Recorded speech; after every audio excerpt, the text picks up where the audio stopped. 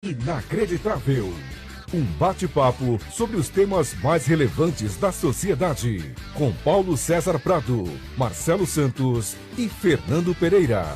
Programa Inacreditável. Olá, seja muito bem-vindo a mais uma edição do programa Inacreditável aqui na sua rádio Vibe Mundial FM. É realmente lamentável que chegamos ontem ao número de 1 milhão de mortes no planeta. Aliás, 1 milhão de mortes oficiais. O programa Inacreditável se solidariza com todas as famílias. Bom, quero apresentar aqui, hoje está presente no estúdio, Marcelo Santos. Muito boa noite. Boa noite, pessoal. Hoje deu para ver, os médicos me soltaram lá, viu? Estamos aí firme para juntar, somos do time. Estamos um grande convidado aqui, né? Obrigado aí. É isso aí. Está conosco aqui também. Aliás, precisamos mudar essa vinheta, hein? Marco Leone, seja muito bem-vindo. Boa tarde, Paulinho. Obrigado mais uma vez aí pelo convite. Boa tarde, Marcelo Santos. Boa tarde, doutor Jorge. Prazer estar aqui de novo. Hoje a entrevista promete, hein? Muito boa. O entrevistado é realmente referência na profissão.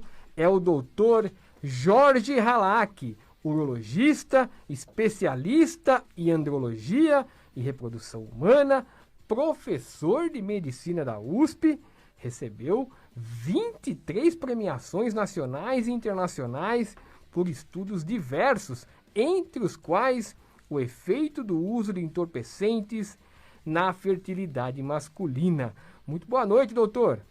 Boa noite, é um prazer estar com vocês aqui, meus queridos ouvintes, e que a Rádio Vibe Mundial que nos recebe. Será muito importante essa próxima hora para poder informar o público sobre as questões que envolvem a saúde masculina. Sim, sem dúvida, muito importante. E para começar, doutor, qual que é a diferença entre urologia e andrologia? Essa pergunta é muito importante e ela não tem ainda uma resposta bem estabelecida, mas eu vou tentar resumir em alguns minutos. A urologia é o ramo da medicina que cuida da saúde do homem. Tá. E assim como a ginecologia está para a mulher, a urologia está para o homem. E a urologia é uma área que mais ou menos nasceu na década de 1940, 1950. Então ela derivou da cirurgia, é uma área que derivou da cirurgia. Então, ela é uma especialidade eminentemente cirúrgica, que trata das questões que envolvem desde a suprarrenal, a glândula adrenal em cima do rim. Então, ela não começa só no rim, ela pega também a suprarrenal. Todo o trato geniturinário e reprodutivo masculino. E também a urologia, ela tem o lado clínico. Então, o urologista, ele é o clínico do homem. Tá. Então, ele faz uma série de intervenções no homem, no sentido de tratar doenças estabelecidas, como, por exemplo, infecções sexualmente transmissíveis, como, por exemplo, prevenção de cálculo renal, como, por exemplo, distúrbios miccionais masculinos, evidentemente, doenças da próstata, como não só o câncer de próstata, também hiperplasia benigna, que é o aumento da próstata de maneira benigna, que dificulta a micção, mas também as infecções do trato reprodutivo e sexual. A gente chama, por exemplo, de prostatite, que são infecções da próstata, as orquites, que são as infecções do testículo, as epididimites, que são as infecções do epidídimo, que é um túbulo único de 6 metros, onde passa o espermatozoide produzido pelo testículo, e todas as outras questões que envolvem o universo masculino. Mas a diferença fundamental com a andrologia, que eu vou explicar agora, é que a urologia, ela trata de doenças estabelecidas. Ou seja, o indivíduo tem um problema, o urologista vai lá e resolve. Tá. Ele tem um câncer de próstata, o urologista vai lá, indica a cirurgia, ou indica o que a gente chama de acompanhamento ativo. Ele só tem tumores que não precisam ser operados, são iniciais, tem um grau de estadiamento muito incipiente, então o que tem que ser feito é acompanhar de perto.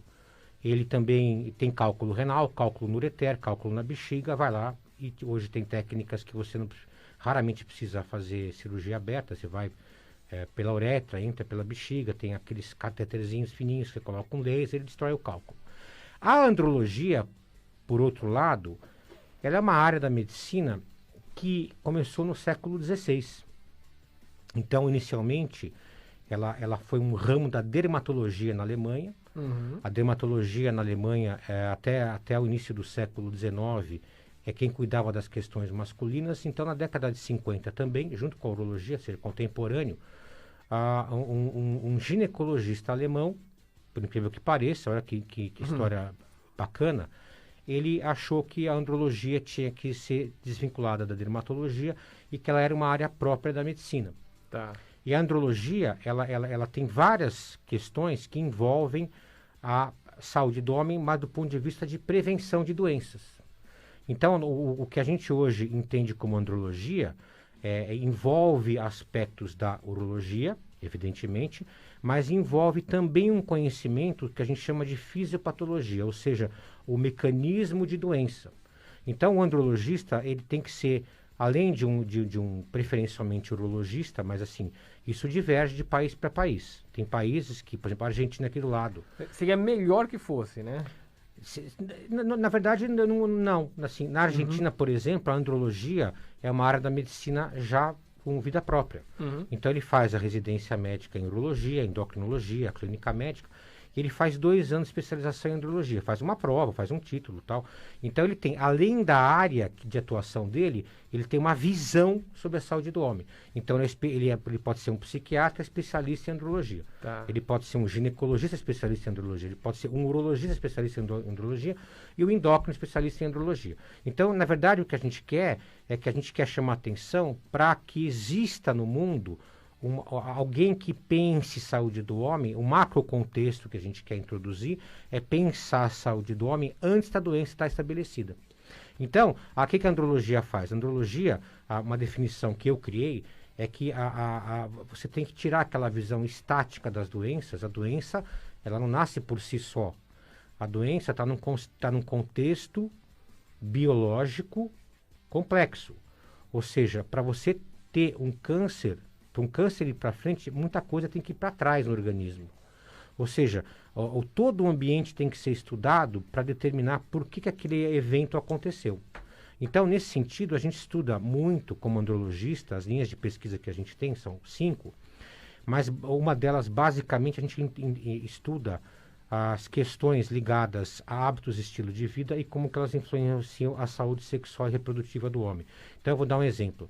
Nós estudamos bastante como que a poluição atmosférica interfere nos gametas masculinos. Então, todo mundo conhece o professor Paulo Saldiva, uma figura ícone no Brasil, um grande cientista, foi diretor de estudos avançados aqui da USP, do qual eu coordeno a parte de saúde masculina do IEA da USP, estudos avançados da USP. Tem lá um departamento sobre grupo de saúde do homem, que é um grupo de estudo que nós fizemos um projeto, estamos em andamento, onde a gente tenta entender os diversos fatores intrínsecos e extrínsecos ao indivíduo e as relações com a saúde do homem. Eu vou traduzir. Fatores extrínsecos, por exemplo, poluição atmosférica, acabei de falar. Por exemplo, outra coisa, como que o indivíduo, entrando numa área que você citou, nós estudamos os efeitos da maconha, em particular, sobre a função masculina, reprodutiva e sexual. Esse estudo levou 19 anos, ele foi concluído em 2018, foi minha tese de livre docência na Faculdade de Medicina da USP, né? E nós estudamos nós conseguimos entender e descrever de maneira inédita o mecanismo de lesão celular produzido pelo THC na cannabis sativa, né? Então, esse é um mecanismo importante porque ele mostra que a maconha, por exemplo, ela é tóxica para o testículo, né?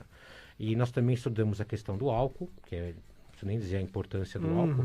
Então, nós temos um estudo já há 15 anos em andamento, não está concluído ainda, para a gente saber quantos miligramas por cento de álcool de destilado, fermentado, ou se tanto faz, qual é o impacto disso no testículo, na função hormonal, médio e longo prazo dos indivíduos. A maconha é pior do que o cigarro, ou o cigarro é pior do que a maconha Então, essa pergunta é assim, hoje eu sei responder, eu não sabia responder até 2 anos atrás. Então, a resposta hoje é muito clara. A maconha, para a função reprodutiva, é muito pior que o cigarro. Então, para a questão de saúde testicular, ela é muito pior que o cigarro. O cigarro, ele tem efeitos, não no indivíduo que fuma, mas em termos reprodutivos, ele é muito tóxico para a geração subsequente. Então, o indivíduo que fuma cigarro, ele vai conseguir ter filho. A maconha, a taxa nós fizemos um estudo muito detalhado, demorou 19 anos, não preciso nem dizer. onde a gente analisou profundamente a bioquímica e biofísica intracelular do espermatozoide, todo o mecanismo hormonal do homem. Quando a gente fala de bioquímica, são reações químicas da própria célula. A gente tenta analisar o que acontece com o mecanismo energético da célula, aonde tem a produção, por exemplo, a gente chama de radicais livres de oxigênio, que são células que perdem um elétron e atacam outras células. Então, é uma célula que destrói a célula vizinha, né? E nós vimos que a maconha, entre vários fatores analisados, é a que mais produz esse tipo de reação, né? O cigarro produz menos. Então, o cigarro, ele produz um radical livre de oxigênio, essa célula que perde um elétron e ela tem a capacidade de atacar a célula do lado, no extracelular, ou seja, o plasma seminal do indivíduo que tem cigarro produz um pouco de radical livre. Na maconha, não.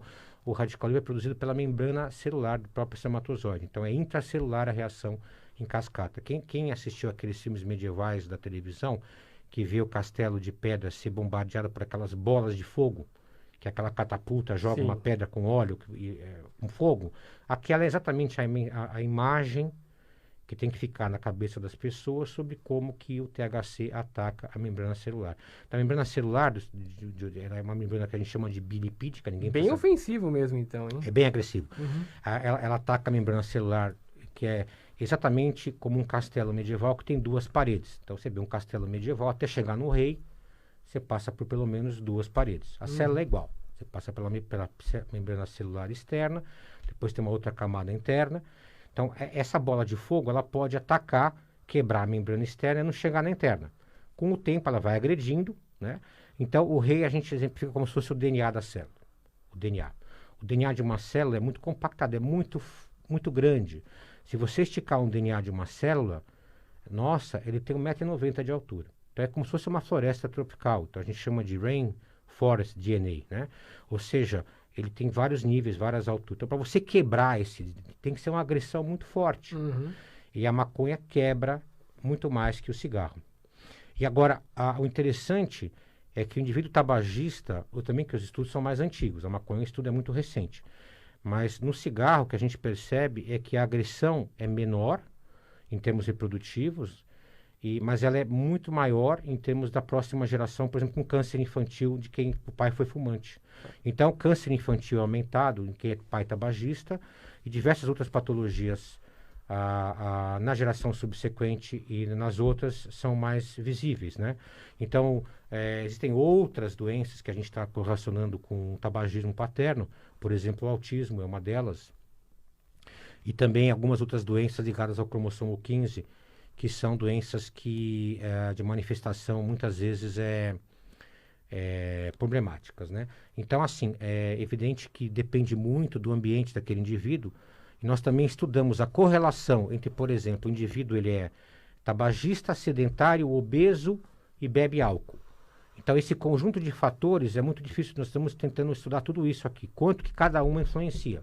E nós hoje temos marcadores de função espermática no espermatozoide e marcadores de laboratório de andrologia moderno, que você consegue, muitas vezes, identificar da onde vem mais aquele defeito na célula, né? Então, com isso a gente consegue propor tratamentos mais individualizados, né? Mas é muito importante que o homem ele tem que entender que ele é muito mais propenso à agressão externa do meio ambiente e de agressões que ele mesmo se faz, como, por exemplo, o uso absurdo de antidepressivos hoje. A gente também estuda como que os antidepressivos atacam a função reprodutiva. Então, hoje está uma questão... É quase que epidêmica o uso de antidepressivo, está usando demais, né?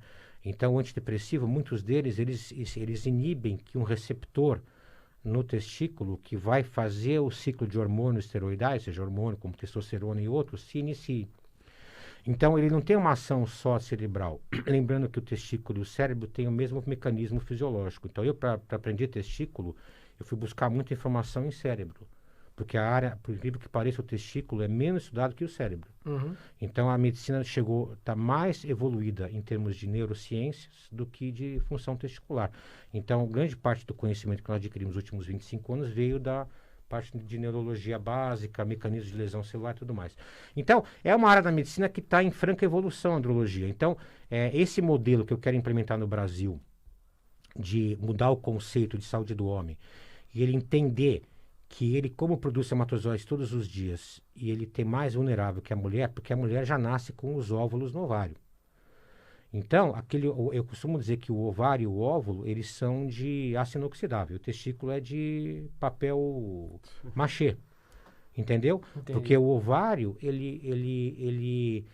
para sofrer uma agressão, ele sofre a agressão da idade da mulher. Ou seja, ela é inexorável, a idade não perdoa. Ela pode fazer ginástica, ela pode ser atleta, pode tudo certinho, mas a idade é inexorável. É um fator, talvez o mais importante, né?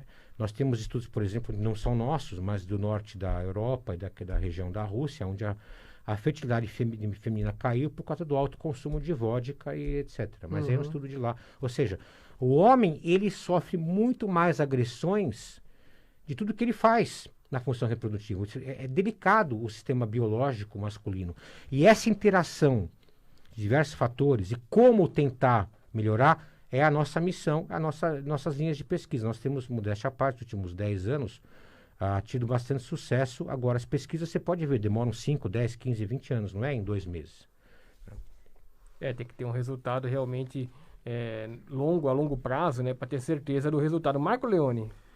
Doutor, falando ainda de saúde do homem, né? A gente tem agora a campanha aí em novembro, do Novembro Azul, né?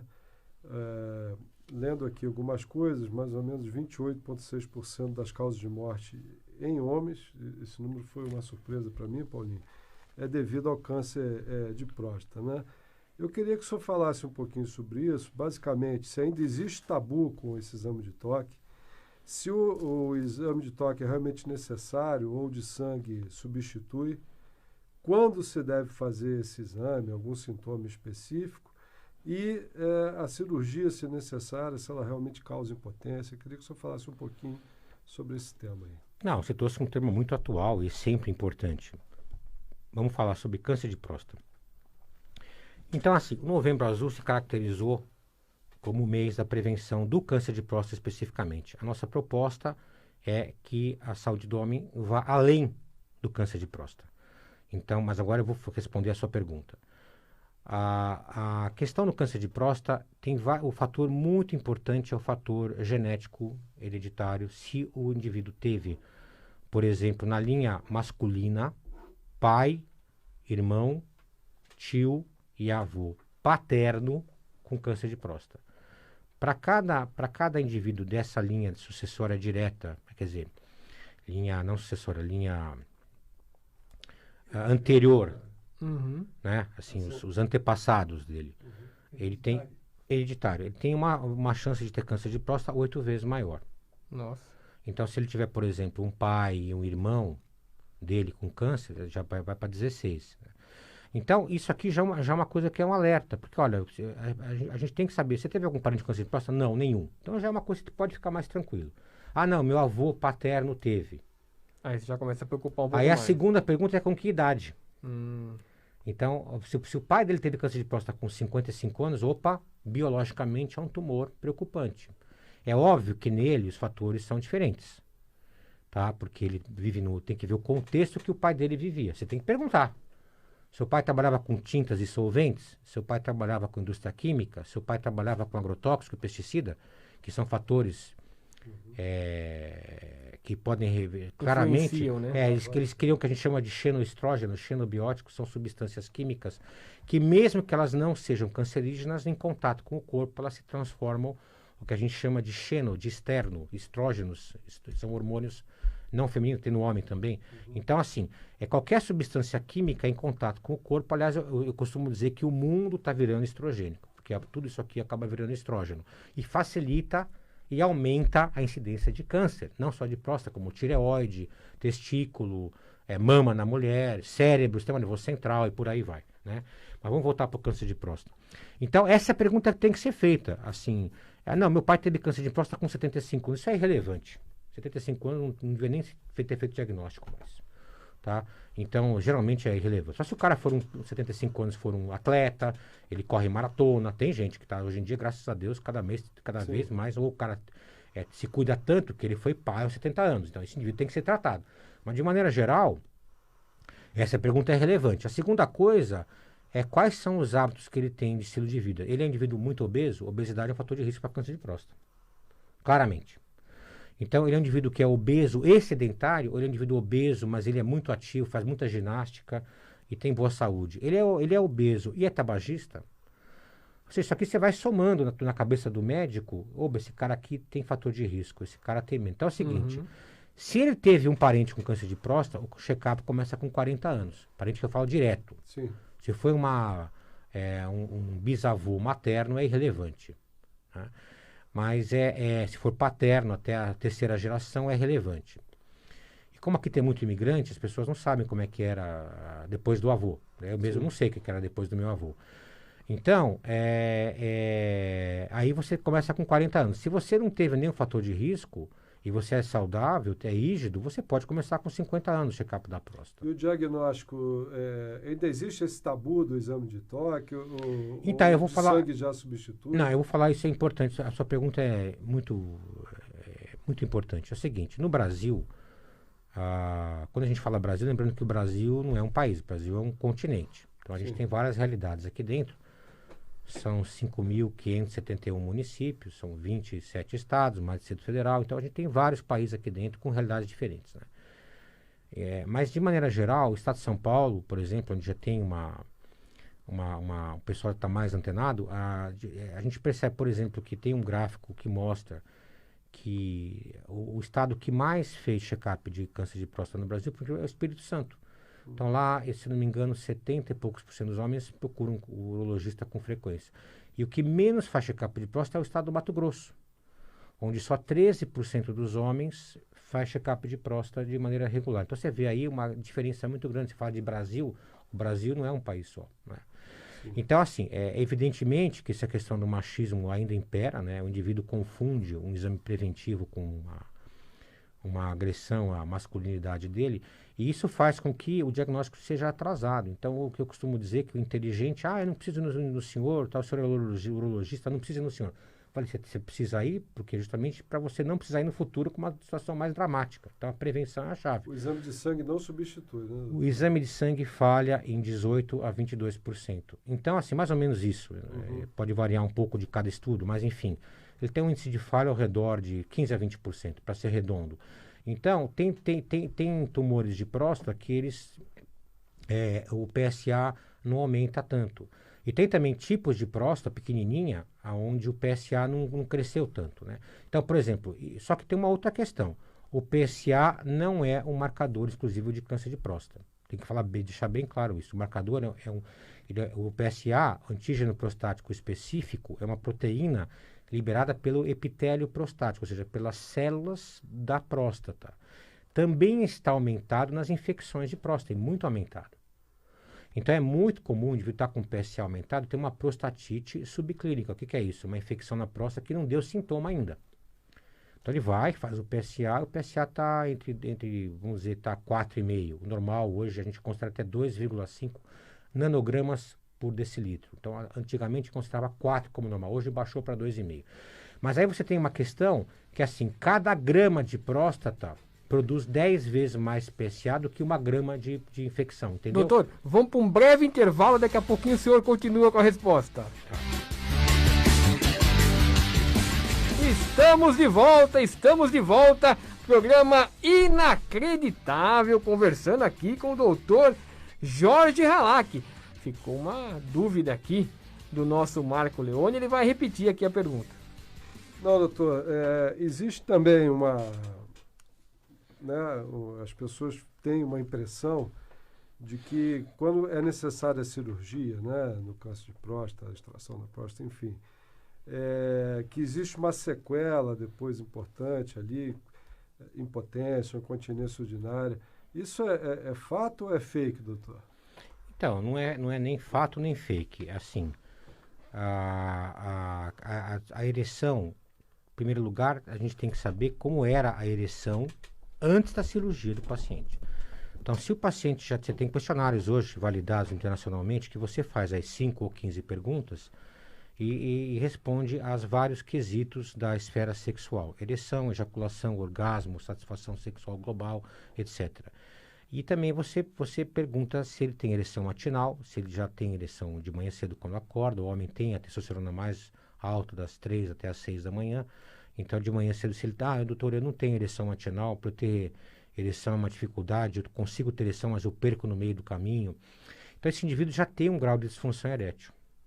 Evidentemente, com a cirurgia, você não vai querer que ele ganhe função erétil se já era deficitária antes. Vai perder mesmo, não tem jeito. Então, no mínimo, vai ficar igual. Né?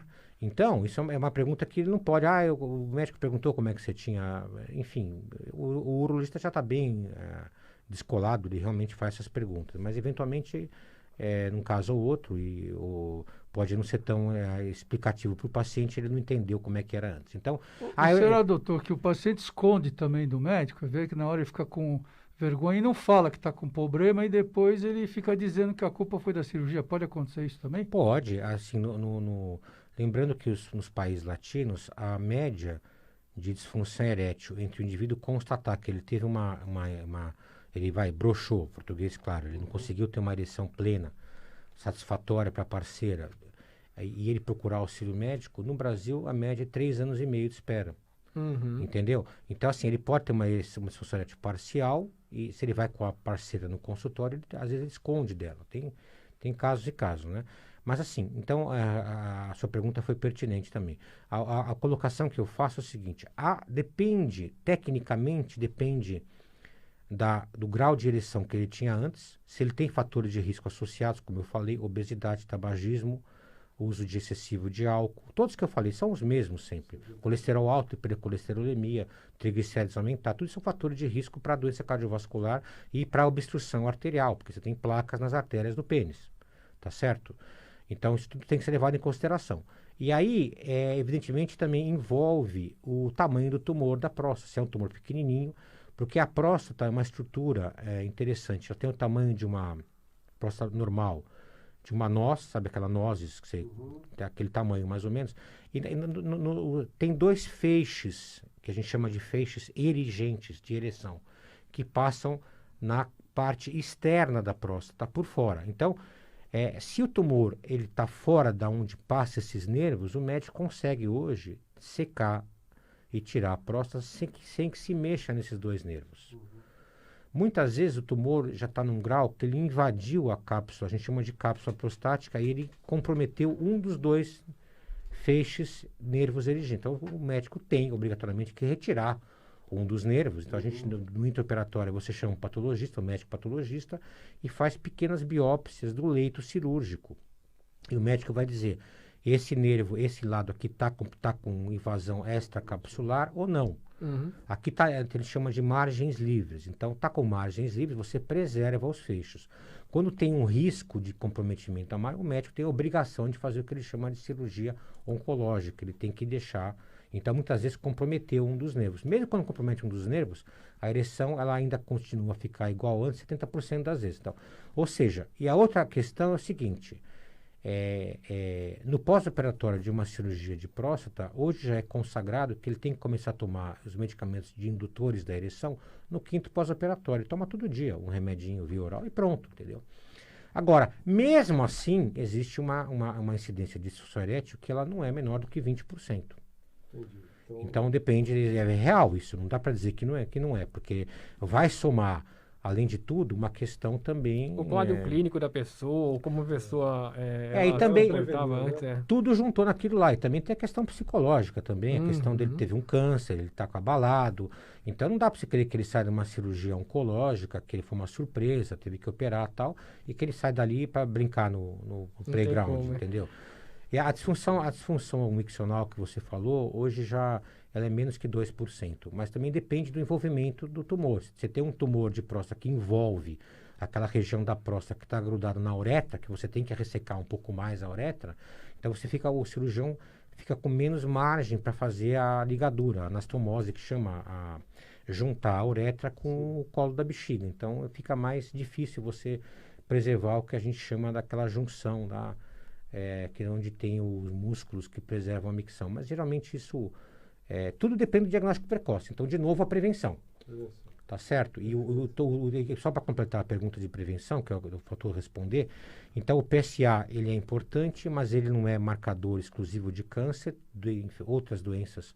O indivíduo tem uma próstata de 120 gramas, normal até 20. Benigna, o PSA pode estar aumentado, porque ele tem 120 gramas para produzir PSA. Então, entendeu? Uma próstata pequenininha de 30 gramas com PSA de 10, sem infecção, é muito sugestivo de um tumor de próstata. Então, todas essas questões são rapidamente resolvidas pelo urologista.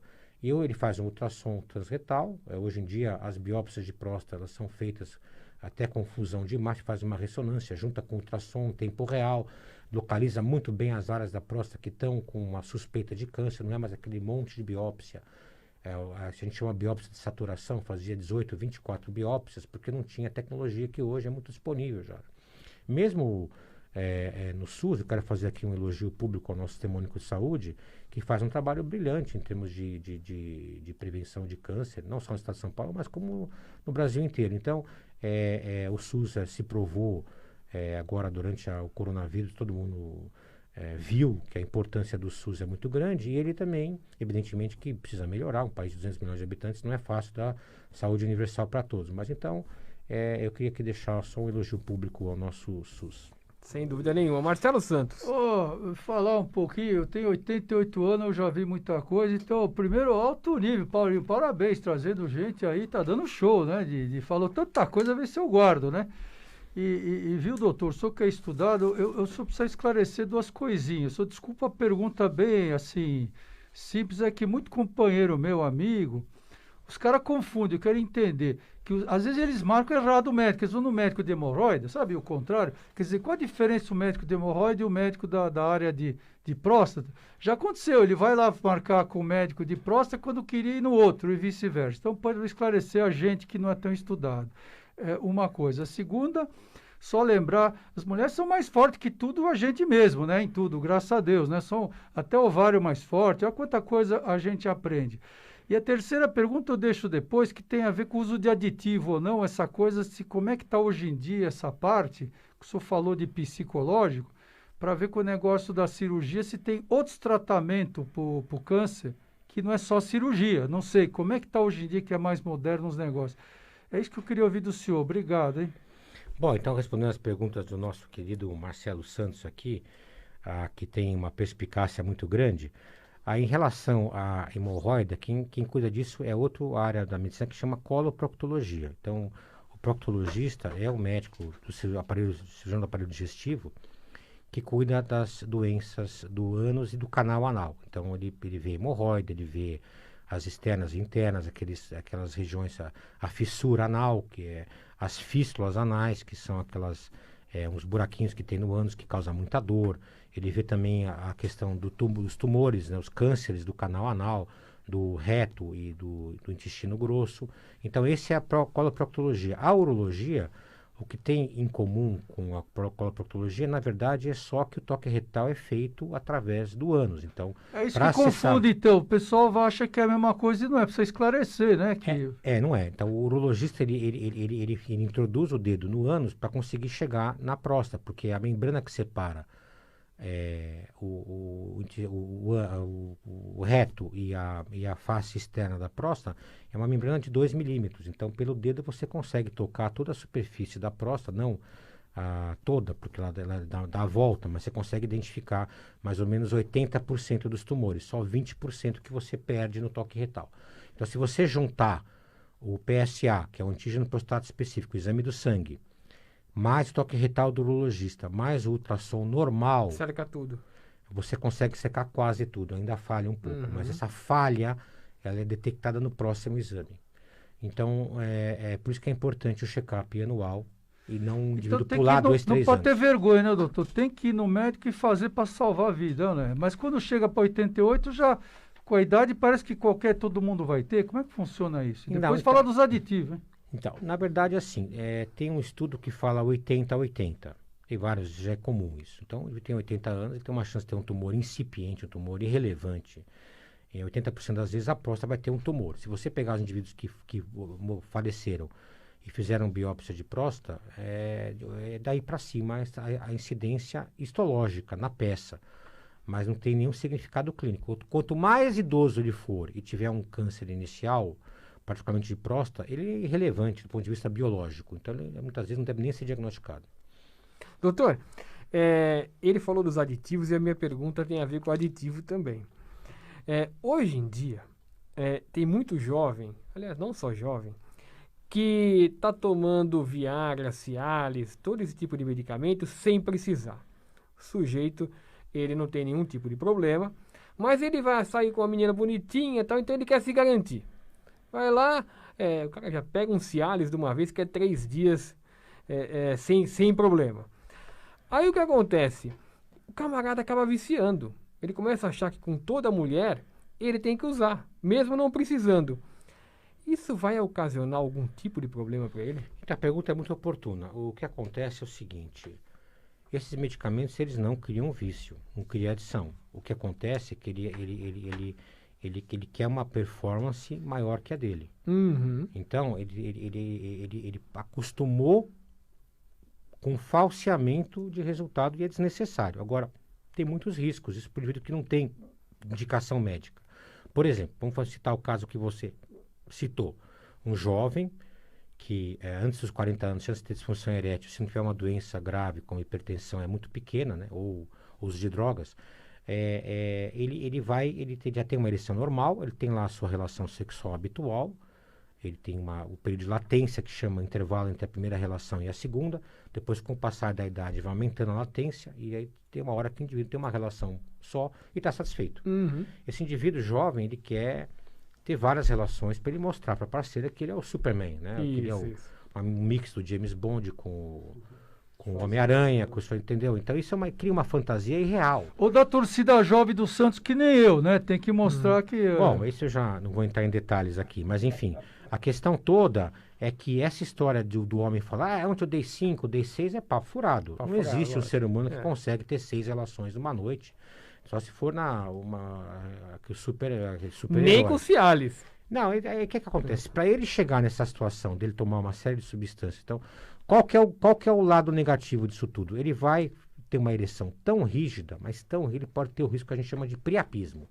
O que é o priapismo? É quando o pênis... Porque quando você tem a ejaculação e tem o orgasmo, automaticamente você libera o sistema nervoso e você perde a ereção. Você tem que perder a ereção, tem que ter uma flacidez. Porque a ereção é um mecanismo que você fica com o sangue venoso represado no pênis, fica parado. Uhum. Então, a oxigenação das células do pênis fica diminuída, porque o sangue está parado lá dentro. Então, você tem que oxigenar o sangue, tá? E essa oxigenação só vem quando entra sangue arterial de novo e o sangue venoso se perde, vai embora de novo, um mecanismo de relaxamento das veias. Então, se ele tem a ereção, ejaculação e não tem esse mecanismo de relaxamento, ele não vai oxigenar o pênis. Então, o pênis vai sofrer uma hipóxia, ou seja, falta de oxigênio, vai entrar em fibrose. Nossa. Então, essa ereção continuada, ela vai causar disfunção erétil muito precoce nesse indivíduo. Aí sim vai ter disfunção erétil. E a outra questão é que o pênis, assim, a ereção se você tirar o mecanismo que envolve o pênis, que é uma túnica, que é como se fosse uma camisa, uma camisa de força, um couro, uma jaqueta apertada, que chama-se túnica albugínea, como se fosse uma membrana mesmo. O mecanismo de expansão do corpo cavernoso, ele é eterno, fica aumentando de sangue o tempo todo, tá certo? Então, o que limita a haste peniana, o pênis, de crescer eternamente é o envoltório dela, que é essa membrana. Então, com uma ereção muito grande, você vai ter 2 mecanismos. Um é a própria hipóxia, que eu já falei, a outra é microtrauma. Então, você vai sofrer pequenas lesões traumáticas na túnica albugínea que você pode evoluir no futuro, porque a gente chama de curvatura peniana anormal, ou doença de Peyronie. Então, esses indivíduos estão correndo vários riscos, entre eles de efetivamente ter uma disfunção erétil precoce, e a segunda é de causar traumas que vão fazer uma curvatura anormal no futuro, que aí vai precisar de uma intervenção médica ou até cirúrgica. E tem um risco maior ainda que os pacientes estão relatando, que eles não só misturam as substâncias que induzem a ereção, que são os inibidores de fosfodiesterase 5, tem vários no mercado aí, mas misturam com álcool, com êxtase, com medicamentos, com anfetamina, com medicamentos para emagrecer. Então, a loucura vai maior do que isso. Então, eles querem mistura com vodka, com gin. Afeta o coração mesmo? Então, pode dar morte súbita. Se o indivíduo já tem É isso que eu alguma quero saber. situação... O senhor falou que os velhos aí, que o senhor de 75 e tal, de repente tem uma moça mais jovem, ele pode morrer, que nem o Paulinho falou, tomou um aditivo e dá o efeito outro. O cara, de repente, ataca o coração? Pode acontecer? Se ele tomar um tipo de antihipertensivo, que tem um tipo de antihipertensivo que você não pode usar junto com os inibidores de fosfodiesterase 5. Já é conhecido. Não são todos os medicamentos antihipertensivos, mas tem um que não pode ser misturado. Então, ele tem que procurar o auxílio, nesse caso, do cardiologista, se o cara tem pressão alta, e do urologista, para saber se ele pode usar e qual que ele pode usar. Agora, o indivíduo de 75 anos, assim, de maneira geral, o uso de indutores de ereção é muito, muito bom, é muito positivo. Inclusive, ajuda a proteger o coração no sentido de que ele causa uma vasodilatação sistêmica, ou seja, os vasos do sangue, do corpo, vão ficar dilatados. Então, é até um efeito positivo, desde que ele não use um tipo de medicamento específico que tem uma contraindicação para essas substâncias. Antes de passar para você, Marco Leone, tem uma pergunta aqui do nosso operador de som. Assento de bicicleta ao longo do tempo devido à pressão no local da próstata faz mal? Então, não faz mal na próstata. Tem vários estudos, né? E em 2014, eu preparei uma apresentação para o pessoal do Comitê Olímpico sobre a questão que envolve essa questão da bicicleta e outras. O assento de bicicleta, para quem faz ciclismo profissional, ele pode fazer uma compressão, não tem nada a ver com próstata, mas da artéria pudenda interna que vai fazer a irrigação para os ramos das artérias penianas. E pode ter uma queda do fluxo sanguíneo de até 80%. Então, a recomendação para quem usa muita bicicleta é usar um tipo de assento onde você não comprime o períneo. Então, tem assento de bicicleta que você compra hoje que ele tem um vão. Ele encaixa as nádegas e aonde vai o períneo com a uretra do pênis tem um espaço em branco. Então, e tem o bico para baixo. Então, com isso, você não inibe a circulação sanguínea para as artérias que vão irrigar o pênis. Mas não tem a ver com a próstata. A próstata é muito lá dentro para acontecer alguma coisa. É muito interna. Agora, as artérias penianas, quando o indivíduo começa a ficar na bicicleta há muito tempo, ele tem formigamento na ponta do pênis, na glande, é um sinal que está tendo déficit de irrigação sanguínea. Então, o indivíduo que anda de bicicleta 3, 4 horas por dia, existem vários estudos que demonstram que no médio e longo prazo ele pode, não é a regra, mas ele pode ter um detrimento da irrigação peniana. Então, a primeira dica é o seguinte: você começa a andar na bicicleta e você tem um formigamento no pênis, sim. Então, você deveria, preferencialmente, ou colocar uma almofada, ou de vez em quando parar para tirar o formigamento, ou comprar esse assento especial, que na verdade não devia ser especial, devia ser meio uma regra, para você não ter esse déficit de irrigação arterial na artéria que vai dar origem à irrigação das artérias do pênis. Legal. Marco Leone. Duas curtinhas aqui, doutor. A primeira é uma curiosidade sobre vasectomia, né? Qual é a recomendação, se é reversível, né? E o que acontece às vezes, que o vasectomizado ele acaba relaxando um pouco, e a gente tem ouvido falar também de um aumento de DST, tem ouvido falar inclusive de um surto de sífilis.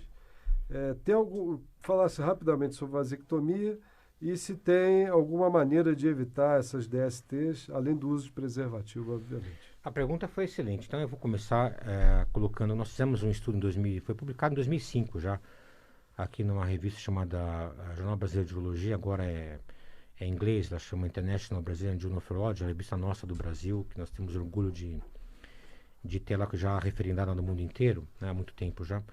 E nós mostramos que o indivíduo vasectomizado, a qualidade sexual global aumenta, não diminui. Porque a grande questão da vasectomia, o grande tabu da vasectomia no ambiente masculino, ou seja, no fetiche masculino, é que ela vai causar impotência e vai causar falta ao contrário, né? Falta de ejaculação. Então o cara acha que vai perder ejaculação. Então eu vou explicar isso aqui, é muito importante. Em primeiro lugar, o volume ejaculado do testículo só contribui com 5% do ejaculado. Então a vasectomia você corta o ducto deferente, que está no escroto, então você impede a passagem do fluido que vem do testículo e epidídimo, que é só 5% do volume. Então, não tem como ele perceber no ejaculado que vai cair de 2,5 ml para 2,45 ml. Impossível. Então, primeiro tabu está derrubado. Segundo tabu, nós demonstramos cientificamente, com metodologia rigorosa, que as perguntas de qualidade sexual, todas as 5 esferas, melhoraram pós-vasectomia. Porque o indivíduo relaxa mais, tira a ansiedade, tira o estresse de engravidar a paciente de maneira indesejada. Tá? E aí é o seguinte, em termos de reversão, assim, em primeiro lugar, a vasectomia é um procedimento que no Brasil foi legalizado em 1999, tem uma lei e tal, que ela fala que o indivíduo tem que ter... no Brasil, a lei, eu tenho a impressão que ela saiu um pouco inadequada, porque ela fala 18 anos ou 2 filhos, né? Então a gente tem a impressão que tem que ter 18 anos, eu acho cedo, 18 anos o cara fazer vasectomia, mas enfim, tá? A gente procura orientar bastante e ele tem que ter, em primeiro lugar, é um procedimento do casal. O casal tem que decidir pela vasectomia, ele tem que fazer um registro em cartório, depois de 2 meses ele tem que reiterar que ele deseja fazer vasectomia, e o médico tem que explicar outras alternativas. Então, o que eu quero dizer com isso? Que a vasectomia é um procedimento definitivo. Perfeito. Tá? Mas, assim, as pessoas se arrependem, o número de arrependimento varia de 6% a 8%, lembrando que hoje mais da metade dos casais se divorciam, então a reversão de vasectomia é algo muito, extremamente viável. Isso é uma cirurgia por microcirurgia, é algo que nós temos muita experiência, milhares de cirurgias feitas já. E tem 2 técnicas, que chama, uma que você liga o deferente um coto no outro e uma outra que você leva o deferente no epidídimo, chama vasoepidioanastomose. Então as taxas de gravidez por reversão de vasectomia, elas são no mínimo 2,5 vezes maiores que bebê de proveta. Então essa que é a grande briga que a gente tem, porque o indivíduo fala, não, eu quero só ter um filho, então a proveta é mais fácil, faz uma punção lá, tira... Mas isso, a proveta, ela tem, em primeiro lugar, ela tem maiores riscos em relação à mulher. A mulher não tem nada a ver com a história, a vasectomizada é você vai fazer ela tomar um monte de hormônio, ela vai se expor a um monte de risco, uma taxa de gravidez que é metade da reversão, em primeiro lugar. Em segundo lugar, você tem uma chance de malformação congênita nas crianças que nascem de proveta maior que a natural, é evidente. O olho da bióloga não consegue selecionar tanto quanto a natureza o espermatozoide melhor. A natureza tem milhões de anos de evolução, o laboratório tem algumas dezenas de anos só de trabalho, né?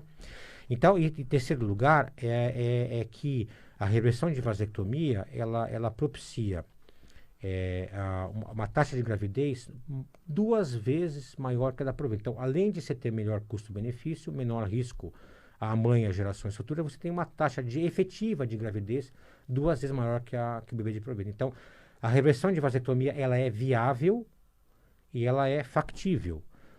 Só que o indivíduo não pode fazer vasectomia pensando na reversão. Se ele pensar em reversão, ele não tem que fazer vasectomia. Então, o que acontece? Muitas vezes o indivíduo acabou de divorciar, vai no consultório, doutor, quer fazer vasectomia amanhã, porque teve uma separação abrupta, porque aconteceram coisas desagradáveis no casamento. Esse cara não tem que fazer vasectomia amanhã. Então, a função do médico urologista é fazer o papel contrário. Então, muitas vezes eu desaconselho fazer vasectomia porque ele não está preparado para aquilo ainda. E aumenta a incidência de DST nesses casos? Não é a vasectomia que aumenta a DST. A vasectomia não aumenta a DST. Porque assim, o indivíduo tem que entender que a vasectomia não protege DST. Ele tem que usar preservativo. Só que, com o advento... O que aconteceu? Você falou da sífilis. Então é o seguinte, quando descobriu a penicilina, as pessoas se despreocuparam com a sífilis. E agora, com o advento do coquetel anti-HIV, as pessoas se despreocuparam com o HIV. Então, esses são fatos históricos que estão se repetindo.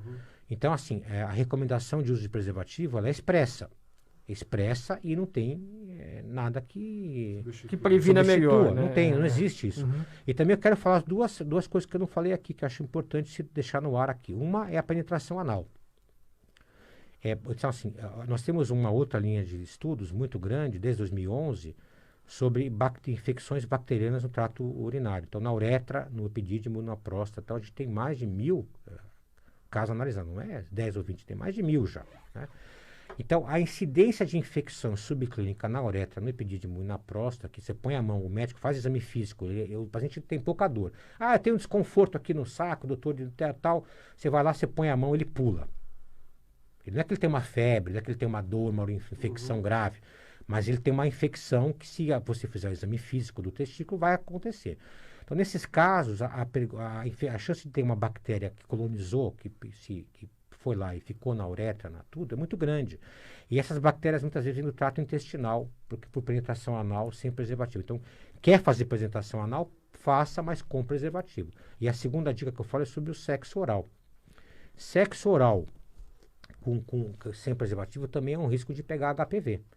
HPV, não deu tempo da gente falar, podemos falar outro dia, que é extensíssimo, mas o papilomavírus, aquela lesão, é muito comum pegar papilomavírus. Lembrando que a boca... O homem pega. Pega no sexo oral. Então, assim, não é a mulher que está exposta. Ele pode passar para a mulher no sexo oral nela. Então, assim, é muito importante o uso de preservativo no sexo oral. Eu sei que é desagradável falar essa realidade, muita gente reclama disso, mas, assim, tem que ser dito isso. Tá? Doutor, passou muito rápido o tempo. Muito obrigado pela entrevista.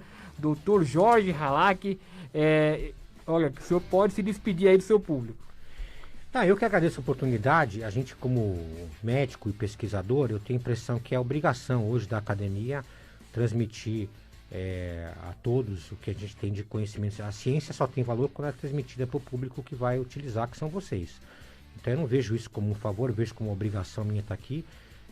Eu agradeço a oportunidade, porque os cientistas e os médicos têm pouca chance de falar em público. A gente viu agora a questão toda do coronavírus, como que a ciência ela dá as informações, né? E a ciência ela começa e termina com uma pergunta, ela não começa e termina com uma resposta. Então daí toda a dificuldade do entendimento sobre as questões que envolvem os achados científicos. Muito obrigado, uma boa noite a todos, até a próxima. Obrigado, doutor Marco Leone, um abraço. Paulinho, muito obrigado aí, realmente uma aula hoje, programa excelente. Marcelo, obrigado, boa noite, pessoal. Obrigado, doutor Jorge. Marcelo Santos. Passa rápido porque é bom, porque quando é ruim demora. Foi excelente e vamos ter mais, né? Muito obrigado, doutor, por ter explicado tudo, viu? É isso aí, até terça-feira!